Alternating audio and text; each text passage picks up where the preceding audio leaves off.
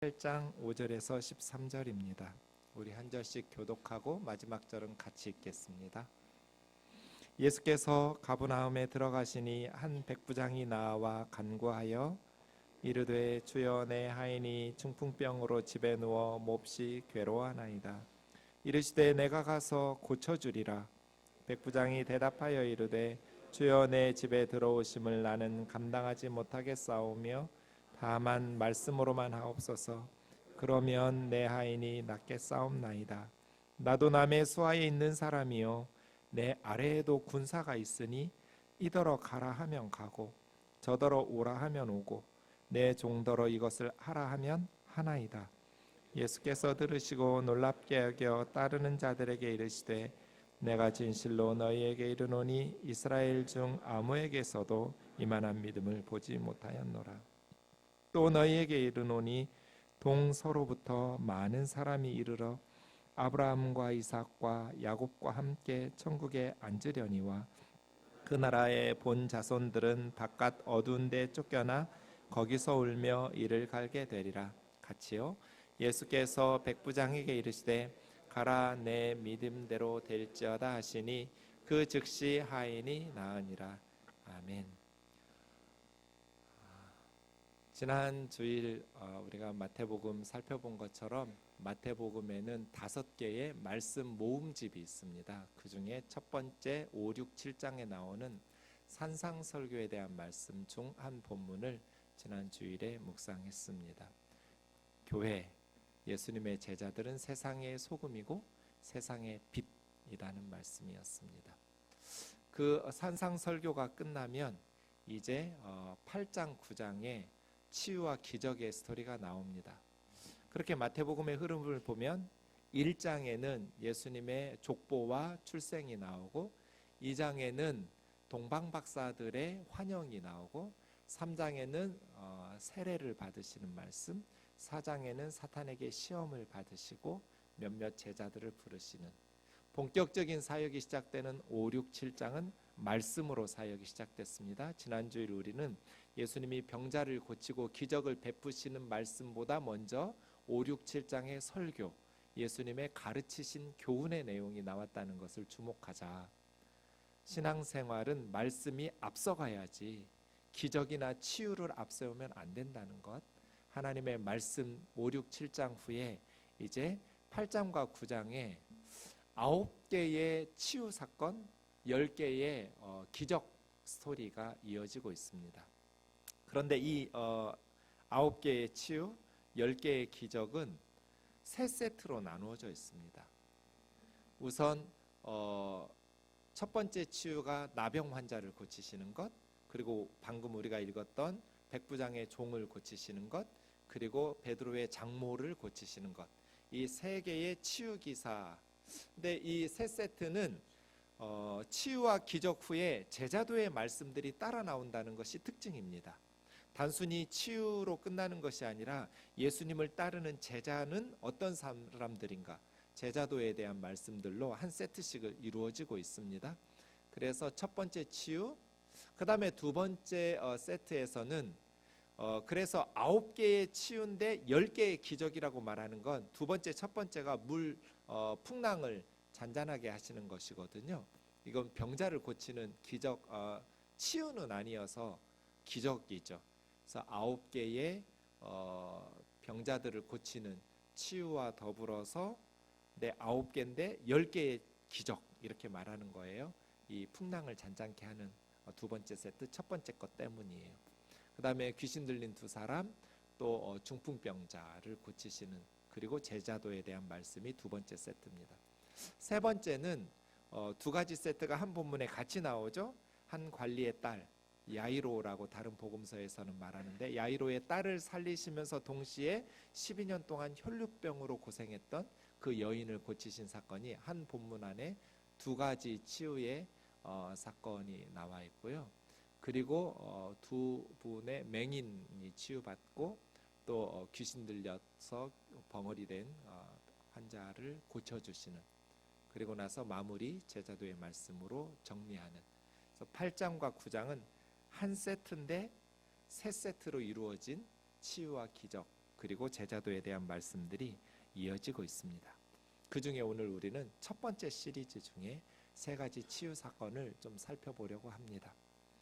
여러분, 이 세 가지 사람들의 공통점을 찾을 수 있겠어요? 나병 환자, 백부장의 종, 그리고 베드로의 장모. 이 세 부류 사람들의 공통점, 아팠다는 거 말고 또 어떤 공통점이 있나요? 예수님의 첫 번째 치유 스토리예요. 마태복음에 나오는 예수님의 첫 번째 기적은 가나 혼인 잔치였다라고 요한복음 2장에서 이야기하고 있는데요. 첫 번째 기적은 아니에요. 그런데 마태복음 기록상 순서대로 나오는 첫 번째 치유와 기적 사건이 나병 환자 사건, 백부장의 종 치유 사건, 그리고 베드로의 장모 열병을 고쳐주신 치유 사건이에요. 이 세 부류 사람들의 공통점이 뭘까요? 성경을 읽으실 때는 그 당시 사람들의 입장에서 읽으시는 게 좋아요. 마태복음은 유대인들을 대상으로 쓰여진 복음서예요. 유대인들의 입장에서 이 세 부류 사람들의 공통점이 있어요. 나병 환자 하면 유대인들은 어떤 느낌을 가질까요? 달려가서 도와주고 싶을까요? 피해서 달아나고 싶을까요? 왜 피해서 달아나고 싶었을까요? 부정하니까, 나에게 전염돼서 옮을까 봐. 이방인 백부장, 이 사람을 유대인들이 볼 때 훌륭한 사람, 좋은 사람, 달려가서 도와주고 싶을까요? 아니면 피해서 외면하고 싶을까요? 외면하고 싶었을 거예요. 유대인들은 이방인을 개 취급했어요.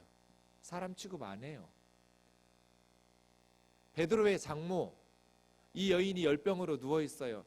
귀하게 여기면서 달려가서 도와주고 싶었을까요? 아니면 그냥 무시하면서 멸시했을까요? 후자일 거예요. 당시 유대인들은 여자들을 사람 취급하지 않았어요. 이 세 부류의 사람들은 모두 다 소외된 사람들이에요. 당시 유대 사회에서 멸시받던 사람들. 나병 환자는 질병 때문에 육체적 소외. 또 백부장의 종은, 백부장은 민족적 이유로 소외됐어요. 이방인이에요. 그리고 베드로의 장모는 성별적 이유로 소외당한 여인이에요. 여자예요. 그래서 마태복음의 첫 번째 치유 시리즈가 세 사람의 질병을 고치신 예수님의 회복의 사건이 나오는데 모두 다 유대인의 관점에서 보면 거룩한 사람들이 아니에요. 무시당하고 멸시당했던 사람들이에요. 사람 취급받지 못했던 사람들이에요. 다 소외된 사람들이에요. 마태의 의도가 있어요. 다른 복음서와 비교해 보면 순서가 달라요. 마태는 의도적으로 이 세 사람을 앞으로 뽑아냈어요. 왜 유대인들에게 이런 충격을 주었을까요? 마태복음은 처음부터 충격이에요. 예수님의 족보부터 충격이에요. 유대인들이 존경하는 사라나 리브가나 라헬이나 레아와 같은 그런 어머니들은 쏙 다 빼놓고 한 명도 등장시키지 않고 유대인들이 멸시하고 무시했던 이방인들, 창기들, 다말, 시아버지를 유혹해서 아이 임신했던 여인, 라합, 여리고의 창기, 기생, 룻, 모압의 이방 여자, 밧세바, 우리아의 아내였다가 다윗 왕에게 성폭행당해서 임신했던 온통 부정한 여인들로 예수님의 족보를 가득 채웠어요. 충격이죠. 하나님의 아들이 태어났어요. 메시아, 인류의 구원자가 태어났어요. 그런데 유대 종교 지도자들은 코빼기도 비치지 않았어요. 전혀 기대하지 않았던 동방박사 이방인들이 예수님의 탄생의 축하 선물을 들고 방문했어요. 충격이에요. 어떻게 이럴 수가? 산상설교 충격이에요. 사람들은 예수님의 권위 있는 가르침에 놀랐어요. 그리고 8장에서부터 예수님의 치유가 시작되는데 다 유대인들이 볼 때 버림받았던 사람들이에요. 경건하지 못한 사람들이에요. 유대인들이 존경하고 정말 귀하게 여기는 사람들이 하나도 없어요.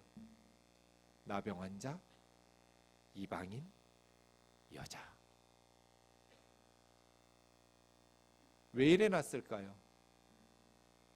마태의 메시지는 우리 주 예수 그리스도는 우리 유대 남자들만의, 우리 이스라엘 사람들만의 구원자가 아니다. 우리 주 예수 그리스도는 모든 열방의 백성들의 구원자라는 거예요. 우리 예수님은 온 세상 사람들의 구원자라는 거예요. 세상 사람들이 멸시하고 무시하고 포기하고 외면하는 사람들의 구원자요 희망이라는 거예요. 그래서 마태복음 1장부터 저는 마태복음 28장 맨 마지막 문장들이 계속해서 떠올라요. 모든 족속에게 가서 아버지와 아들과 성령의 이름으로 세례를 베풀고 내가 너희에게 분부한 모든 것을 지키도록 가르치라. 가르쳐 지키게 하라가 아니에요. 원문에 보면 지키면서 살아가도록 가르치라는 거예요. 그게 교육이죠. 신앙교육은 지키면서 살아가도록 가르치는 거죠. 사랑하는 자매 형제 여러분, 우리 주님은 온 세상 사람들의 구주십니다. 그래서 저와 여러분의 구주가 되십니다. 당시 유대인들이 멸시하던, 외면했던 나병 환자들, 이방인들, 여신들, 그들도 예수 그리스도 안에 있으면 새로운 피조물이 돼서 하나님의 나라에 기둥과 같은 일꾼들이 됩니다. 예수 그리스도 안에서 쓸모없는 사람은 아무도 없어요. 누구든지 예수 그리스도 안에 있으면 새로운 피조물이 돼요. 우리 주님은 꺼져가는 심지를 끄지 않아요. 다시 활활 타올라서 주의 사명 감당하게 하세요.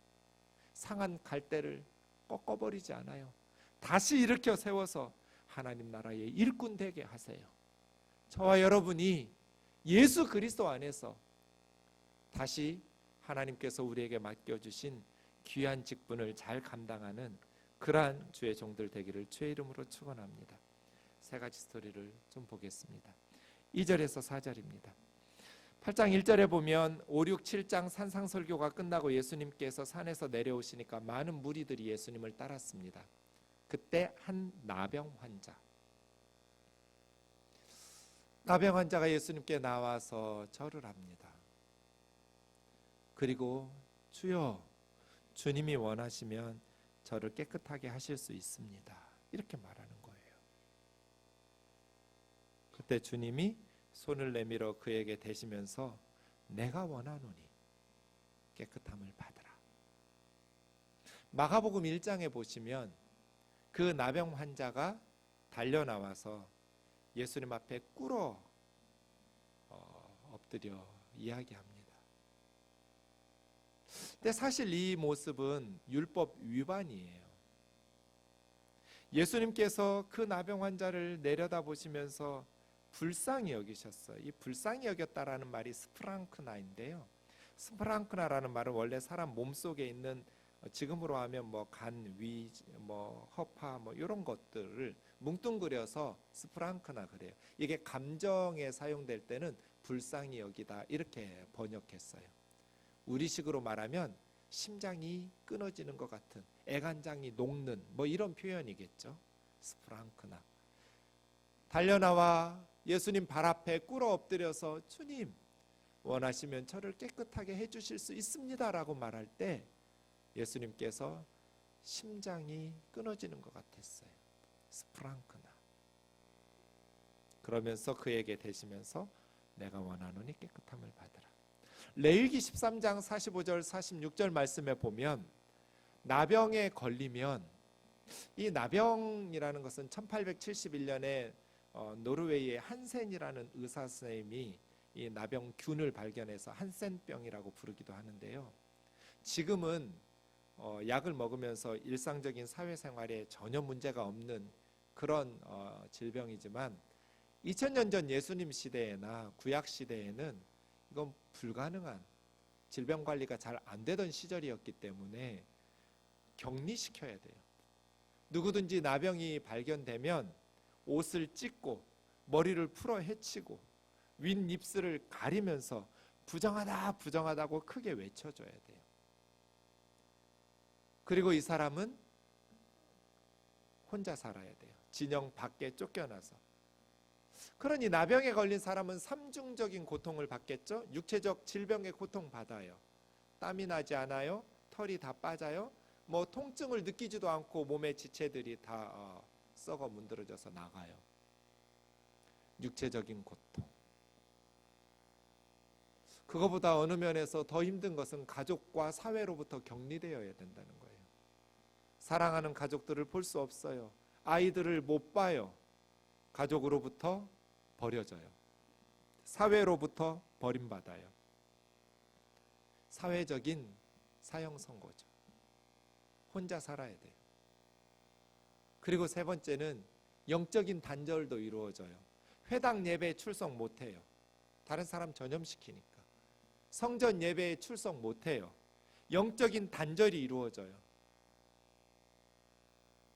나병 환자 차마 모진 목숨을 끊지 못해서 사는 거지, 세상에 살아야 될 하등의 기쁨과 의미가 없어 보여요. 성경 어느 구절에도 이 나병은 하나님의 죄에 대한 진노라고 말씀하신 구절이 없어요. 그냥 다른 질병과 같은 거예요. 그런데 유대 랍비들은 나병에 걸린 것을 하나님의 심판으로, 죄에 대한 형벌로 보았어요.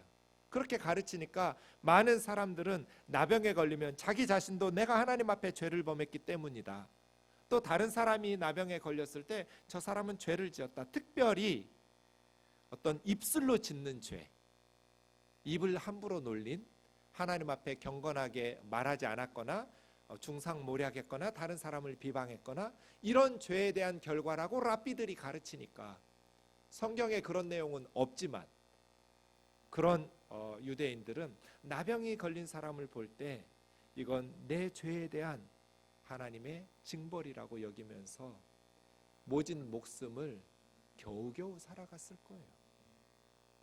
그런 나병 환자예요. 율법에 의하면 건강한 예수님의 무리들이 보일 때 윗입술을 가리고 부정하다 부정하다 외쳐야 될 사람이 율법을 깨뜨리고 예수님 앞에 달려나왔어요. 예수님 앞에 달려나와서 무릎을 꿇고 주여 원하시면 저를 깨끗게 하실 수 있습니다. 근데 주님께서 그 사람을 만지셨어요. 이것도 율법 위반이에요. 건강한 사람은 나병 환자를 만지면 안 돼요. 그 부정함에 전염되기 때문이에요. 주여 원하시면 저를 깨끗하게 하실 수 있습니다. 주님은 그 사람이 사용한 6단어 중에 똑같이 2단어를 돌려주었어요. 원문에 보면 이게 너무나 분명하게 나타나는데, 내가 원하노니 깨끗함을 받으라. 그런데 주님은 말씀으로만도 그 사람을 분명히 고칠 능력이 있으심에도 불구하고 손을 내밀어 그에게 대셨어요. 왜 만지셨을까요? 누구도 나병에 걸린 후 썩어가는 자기 몸을 만져준 사람이 없어요. 다 자기에게 옮을까봐 저리가 썩 꺼져 피하여 달아나기 바빴는데, 아마 이 사람도 예수님 앞에 달려 나올 때 그런 두려움이 있었을 거예요. 주님이 나를 외면하시면 어떡하나, 율법 위반인데. 그런데 주님이 손을 내밀어 자기의 병든 몸에 대셨어요.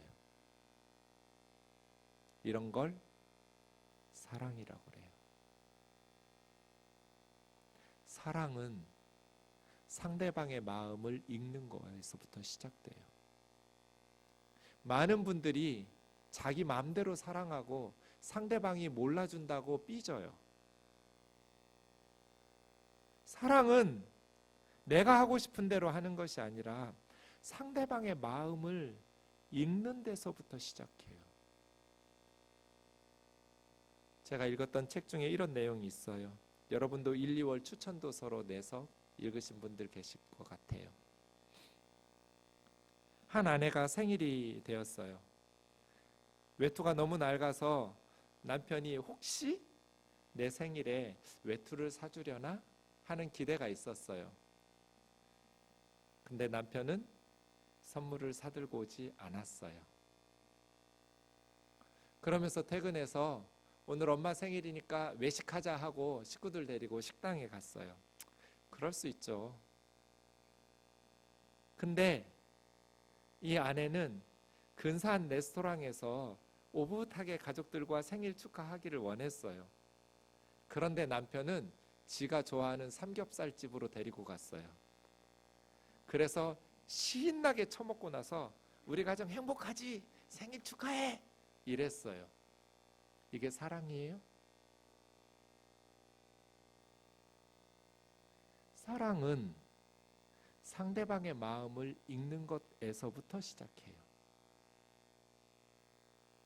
예수님이 왜 손을 내밀어 이 나병 환자의 몸을 만졌을까요? 그 마음을 읽었어요. 이 사람이 죽는 날까지 예수님의 그 촉감을 잊을 수 있을까요? 저 같으면 못 잊을 것 같아요. 놀랬을 거예요. 이 사람이 원한 건 그냥 몸 고치는 거예요. 나병, 이 지긋지긋한 질병에서 벗어나는 거, 그게 전부였을 거예요. 그런데 예수님께서는 자신의 육신의 질병을 고쳐주실 뿐 아니라 그 마음의 아픔도 고쳐주셨어요. 아마 됐다 싶었을 것 같아요. 예수님, 이제 됐어요. 그동안 자기가 사람들로부터 받았던 서름과 상처가 예수님의 그 따뜻한 손길로 치유됐을 것 같아요.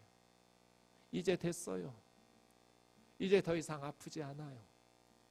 이제 더 이상 힘들지 않아요. 이런 걸 사랑이라고 그래요. 교회가 그리스도의 몸이라면 예수 그리스도의 이름으로 떠들 것이 아니라 이러한 예수님의 모습, 몸이니까 머리 대신 예수님처럼 몸된 그리스도와 같은 역할들을 해내야겠죠. 그런데 우리는 상대방의 마음을 읽을 시간이 없어요. 다 자기 일에만 관심이. 그래서 아이들의 마음을 읽을 시간이 없어요. 그러니 잔소리죠. 대화가 아니라, 소통이 아니라 훈계가 되죠. 가르치기만 하지 들으려고 하지를 않아요. 교회도 예수의 복음을 가르치고 전하려고만 하지 예수님처럼 그 상대방의 마음을 읽으려고 노력하지 않아요. 일방적으로 말해요. 그러니 이건 대화가 아니에요. 그래서 아파요, 사람들 마음이. 예전보다 훨씬 부유하고 잘 살고 더 많은 지식을 가지고 있고 기술의 발전을 이루었음에도 불구하고 제가 선교지 가보니까 원주민 마을인데요. 정말 애들이 빨가벗고 다니는 원주민 마을이요. 먹을 게 없어요. 근데 옛날에 우리나라도 그랬잖아요. 보릿고개가 있었잖아요. 가난했잖아요. 지금은 얼마나 잘 살아요. 그런데 왜 우리는 외로울까요? 왜 우리는 행복하지 못할까요? 내 마음을 읽고 함께 해주려는 사람이 없기 때문 아닌가요? 같은 집에서 사는 동거인이지 사랑의 사귐을 나누는 가족이 아니에요. 다 지 맘대로 삼겹살 먹으니까, 지가 좋아하는 것만 하니까 외로운 거예요. 손을 내밀어 그에게 대시며 가라사대 원하고 말고 내가 원하노니 깨끗함을 받으라. 너 율법 깼니? 좋아. 그러면 나도 율법을 깨지. 레위기법 그까짓 게 무슨 의미가 있어요?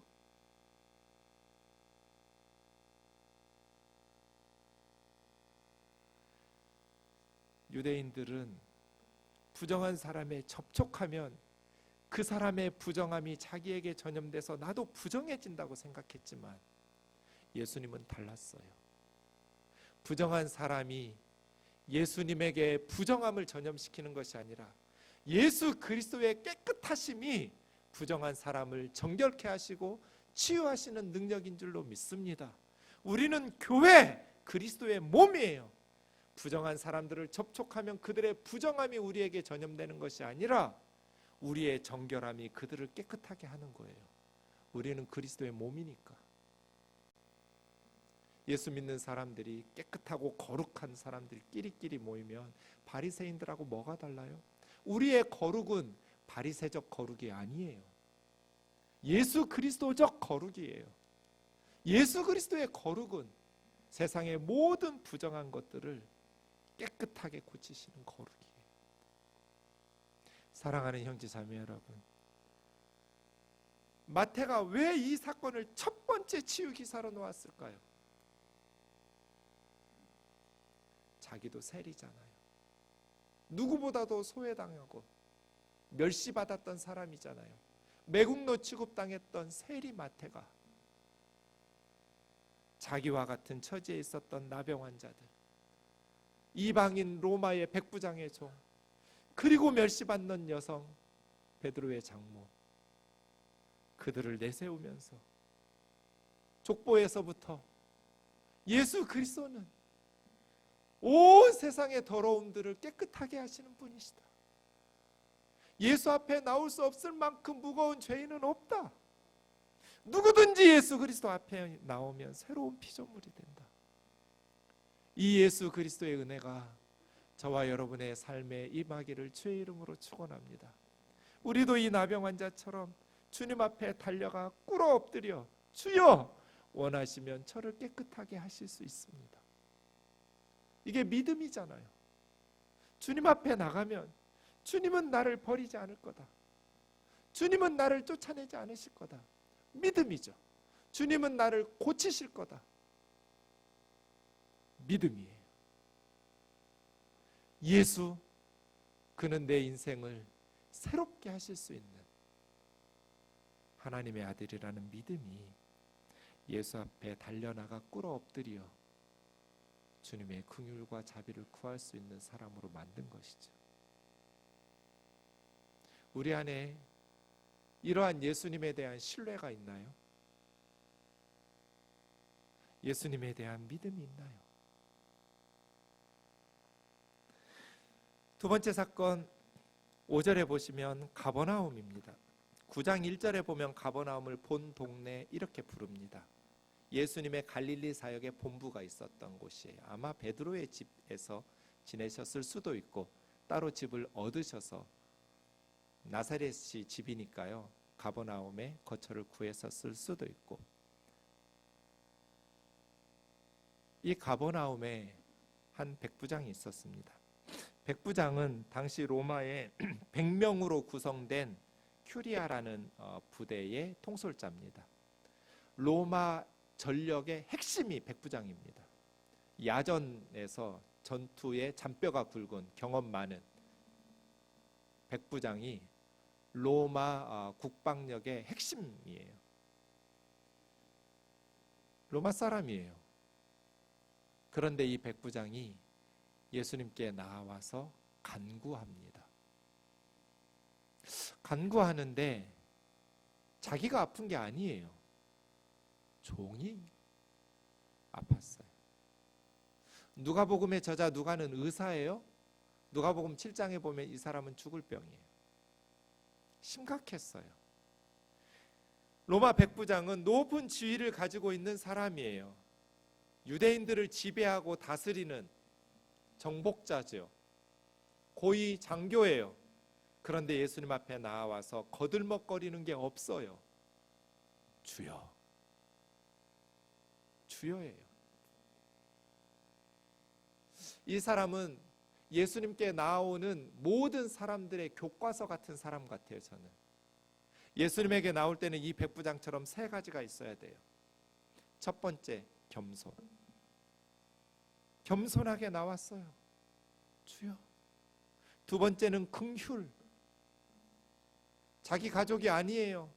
자기 종인데 너무나 괴로워하고 고통스러워하니까 긍휼 있는 마음으로 나왔어요.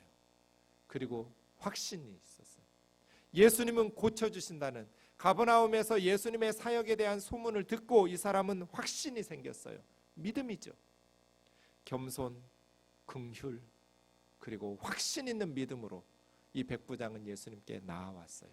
우리도 주님 앞에 나아갈 때는 언제나 계급장 떼고 겸손하게 나아가기를 주의 이름으로 축원합니다. 겸손하게, 그리고 긍휼의 마음을 가지고 나 문제, 이기적인 내 문제만이 아니라 불쌍히 여기는, 고통받는 사람들에 대한 긍휼의 마음을 가지고 주님 앞에 나아갈 수 있기를 원하고, 확신 있는 믿음을 가지고 나아가기를 원합니다. 주님은 얘를 고쳐주실 수 있을 거다. 확신이죠, 확신. 그래서 7절에 주님께서 내가 가서 고쳐주겠다고 그랬어요. 내가 가서 고쳐주리라. 그런데 백부장이 8절에 놀라운 얘기를 해요. 주여, 내 집에 들어오심을 나는 감당할 수가 없습니다. 다만 말씀으로만 해주십시오. 그러면 내 아이는 나을 겁니다. 이런 걸 믿음이라고 그래요. 저는 어릴 때 이 사람이 예수님 간다는데 왜 자기 집에 못 오게 했을까? 좀 이해가 안 됐어요. 혹시 이 사람이 예수님을 모시려면 너무나 예수님은 훌륭한 분으로 알았기 때문에 그에 걸맞는 그런 대접을 하기가, 자기는 이방인이니까 그런 자신의 부족함을 느껴서 그런 대접을 못해서 그랬나? 이 사람은 대접이 부담스러운 게 아니에요. 예수님이 자기 집에 오시는 걸 영광스럽게 여기지 않아서가 아니에요. 가문의 영광이에요. 그런데 예수님을 모시고 싶지 않아서가 아니라, 대접하기 싫어서가 아니라 모실 수가 없었어요. 왜 그랬을까요? 누가복음 7장에 보면 이 사람의 간구를 유대인들이 듣고 이 사람 소원은 들어줘야 된다고 말해요. 유대인들이 이 백부장의 소원은 예수님 꼭 들어주셔야 됩니다. 왜? 이 사람이 우리 유대 민족을 많이 사랑한 사람입니다. 회당도 지어주었습니다. 그러니까 이 사람은 예수님을 대접하는 게 부담스러운 게 아니에요. 돈이 아까워서도 아니에요. 유대인들에게 많은 사랑을 베푼 사람이에요. 회당도 지어준 사람이에요. 그런 로마의 백부장이에요. 참 인격적으로 훌륭한 사람이에요. 이런 사람이 예수님 대접하는 게 부담스럽겠어요? 돈이 아깝겠어요? 그게 아니에요. 예수님이 우리 집에 오시는 건 가문의 영광이지만 주님은 내 집에 오시는 것 합당치 않습니다. 왜? 유대인들은 이방인의 집에 가지 않거든요. 이건 부정한 일이에요. 여러분, 요한복음에 잘 나타나 있는데 예수님을 빌라도 총독의 관저에서 재판받으려고 할 때 유대 종교 지도자들은 빌라도 총독 관저에 들어가지 않아요. 예수님 혼자 밀어넣어요, 그 안으로. 그래서 빌라도 총독이 대문 밖으로 나와서 대화를 해요. 대제사장이니 바리새인들, 율법 선생들, 서기관들 빌라도 총독 관저에 안 들어가요. 왜 안 들어갔을까요? 이방인의 집이니까요. 이방인의 업무 공간이니까 유대인인 내가 들어가면 부정해져요. 이 백부장은 이방인이에요. 예수님은 유대인이에요.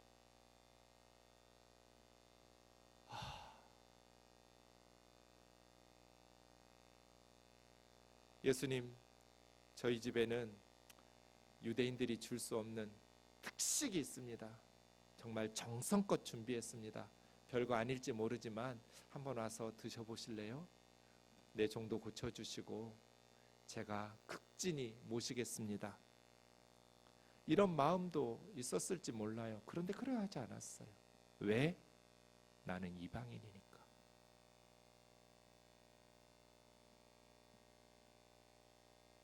사랑하는 자매 형제 여러분, 저와 여러분의 믿음에 반드시 이런 배려가 있기를 주의 이름으로 축원합니다. 믿음 좋은 사람들은 무례해요. 말도 너무나 교만해요. 명절이에요? 안 믿는 친척들에게 전도할 때 믿는 사람들의 언어가, 예수 안에서 확신 있는 믿음 있는 말들은 좋은데 안 믿는 사람들이 들을 때 거북해요. 왜냐하면 상대방에 대한 배려가 없이 강요만 있으니까. 배려 없는 전도는 또 하나의 폭력이에요. 배려 없는 믿음은 폭력이에요. 안 믿는 사람들이 느낄 때는 자기 얘기만 하는 거예요. 물론 에스겔서의 말씀들을 기억하면서 듣든지 안 듣든지 말씀을 전해야지, 믿고 안 믿고는 그 사람들 책임이고 나는 내 역할 다 해야 돼. 복음 전해야지. 맞아요. 우리의 역할은 복음 전하는 데까지예요. 그러나 복음을 전할 때는 반드시 듣는 이들을 배려해야죠. 이 백부장처럼 말이에요. 주님에게 부탁하면서, 주님, 내가 회당도 지어줬습니다. 주님, 내가 불쌍한 유대인들 많이 도왔습니다. 내 식구도 아닙니다. 내 종입니다.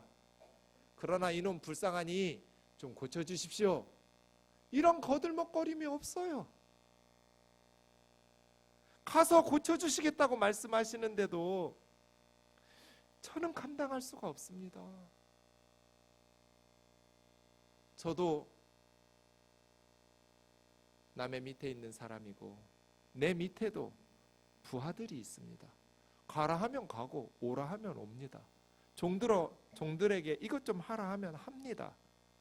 주님이 말씀하시면 내 종은 나을 겁니다. 다만 말씀으로만 해주십시오. 저와 여러분의 삶에 믿음에 상대방에 대한 이런 배려가 있어야 돼요. 그걸 사랑이라고 그래요. 사랑은 무례하지 않거든요. 기도 많이 하시되 겸손한 배려가 있는, 믿음으로 주님 앞에 나아가시되 상대방에 대한 배려와 겸손이 있는 그러한 고상한 그리스도인들 되기를 원합니다. 그러면 나오지 말라고 그래도 따라 나와요. 성령님께서 그 사람을 통해서 일하시고 역사하시는데 왜 곁에 있는 사람들이 따라 나서지 않겠어요? 그게 소금이고 빛이잖아요.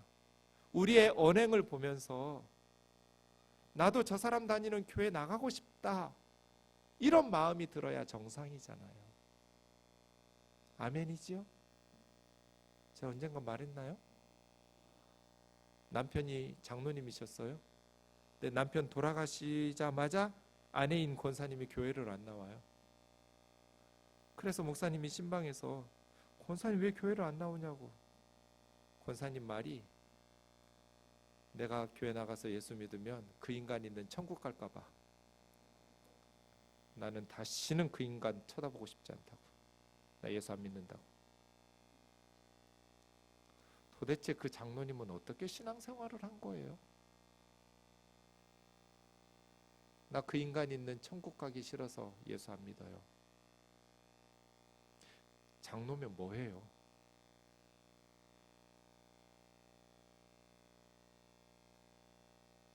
뭐가 없었어요? 배려가 없었어요. 사랑이 없었어요. 사랑 없는 믿음은, 배려가 없는 믿음은 또 하나의 폭력이에요. 그래서 우리의 언어에, 우리의 행동에 반드시 이 백부장과 같은 겸손함과 배려가 있어야 돼요. 예수님께서 놀랬어요. 10절에 놀랍게 여겨. 마태복음에 예수님이 놀란 건 딱 한 번이에요. 여기요. 예수님을 놀래킨 사람. 여러분, 예수님 놀래키는 거 쉽지 않아요. 그런데 이방인이 예수님을 자기 믿음으로 놀래켰어요. 이렇게 예수님을 놀래킬 수 있는 저희들의 믿음이 되기를 원합니다. 와, 진짜 끝내준다. 어쩜 좋냐. 예수님께서 감동했어요. 요즘 애들 말로 대박. 어쩜 이런 사람이 있냔 말이에요. 이스라엘 사람들 중에도 한 사람도 못 봤어요, 이런 사람을.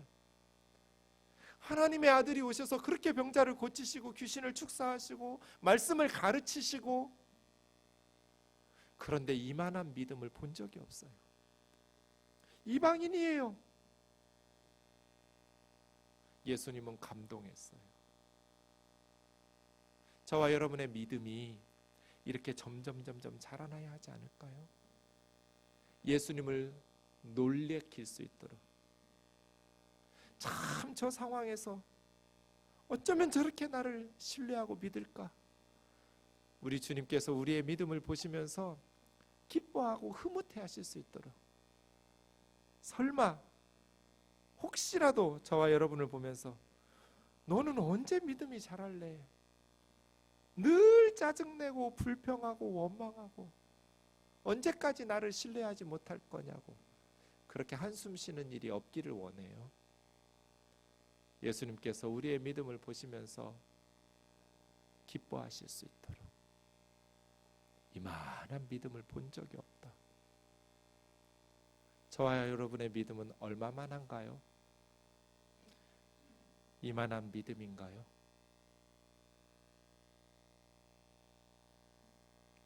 놀라운 말씀은 그 다음이에요. 충격적인 말씀이에요. 11절 12절.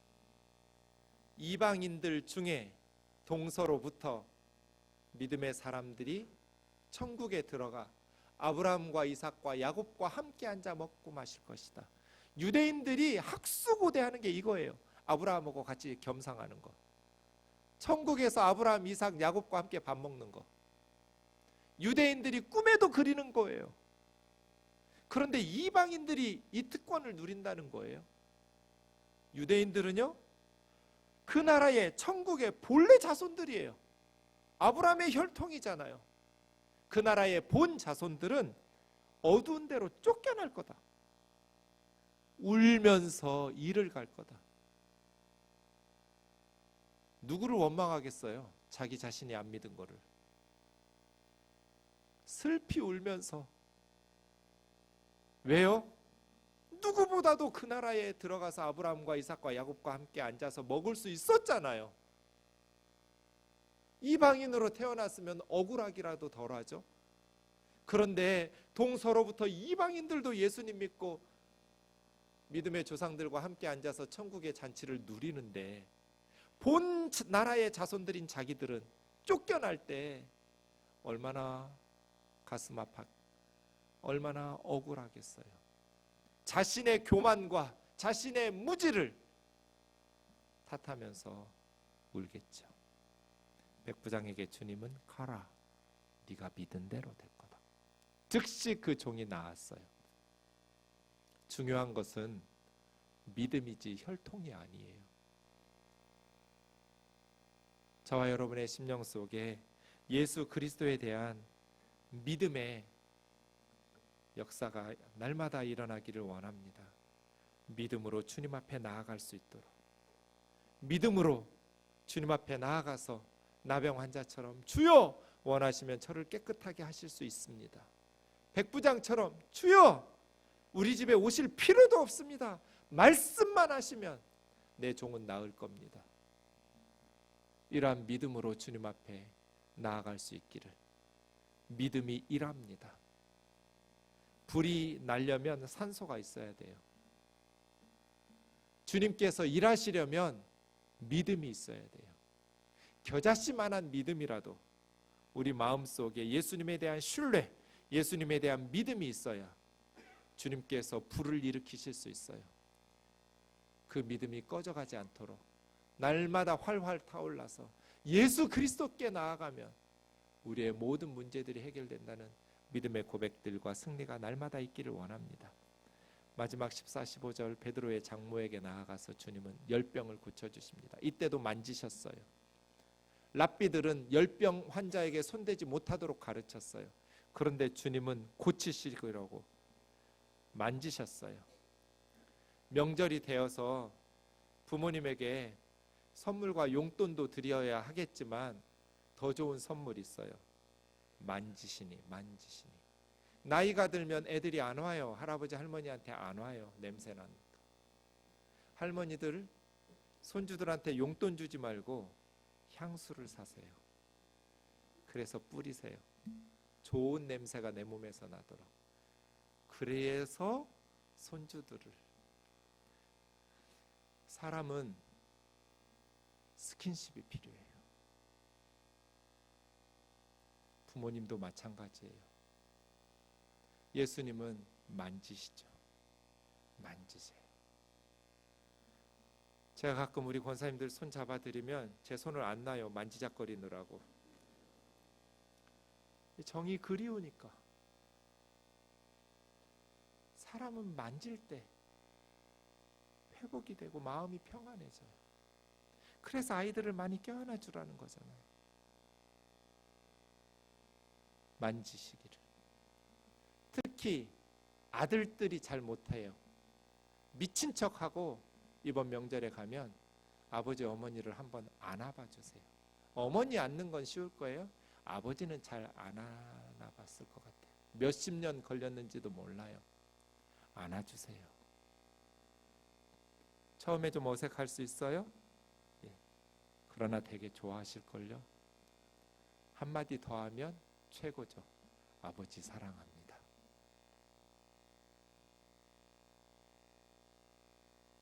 주님이 베드로의 장모를 만지시고 고쳐주셨더니 베드로의 장모 뭐예요? 뭐 했어요? 일어나서 수종 들었어요. 즉각적으로 예수님을 섬겼어요. 치유로 끝나면 안 돼요. 치유는 수종 드는 것으로 끝나야죠.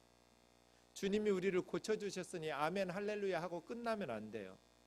주님을 섬기는 수종들므로 치유가 보답되어야겠죠. 말씀을 맺겠습니다. 믿음으로 나아가시기를. 우리도 믿음으로 예수 그리스도를 향해서 나아가는 한 해가 되기를 주의 이름으로 축원합니다. 예수님 앞에 나아가면 주님이 우리를 고치십니다. 나병 환자처럼 버림당하고 이방인 종처럼 버림당하고 베드로의 장모처럼 소외되고 버림당해도 예수님 앞에 나아가면 고치십니다. 세상에서 제일 불쌍한 사람들, 아픈 사람들, 다른 사람의 아팠는데도 관심을 받지 못하고 버림당하는 사람들. 그러나 주님은 외면하지 않으시고 우리를 고치십니다. 지난주 칼럼에 썼던 우리 재민이 13살, 인생의 반 이상은 암으로 아픈데 투병 생활하느라고 보냈어요. 마지막 시기를 보내는데 의료진이 포기했어요. 더 이상 치료가 불가능하다. 아이를 고통스럽게 하지 말고 천국으로 보내자. 부모도 동의했어요. 죽음을 앞두고 있는 아이에게 가서 제가 그렇게 기도했어요. 하나님, 우리 재민이 좀 고쳐주세요. 그런데 만약 우리 재민이를 천국에 데려가는 것이 하나님 뜻이라면 고통 없이 데려가 주세요. 그리고 재민이 엄마 좀 돌봐주세요. 그리고 그의 가족 좀 돌봐주세요. 이 아이가 딱 저한테 두 글자 말했어요. 아멘. 그리고 다시 침대에 누웠어요. 우리가 믿음으로 예수님 앞에 나가면 주님은 우리를 질병에서 놓여 건강하게 하실 거예요.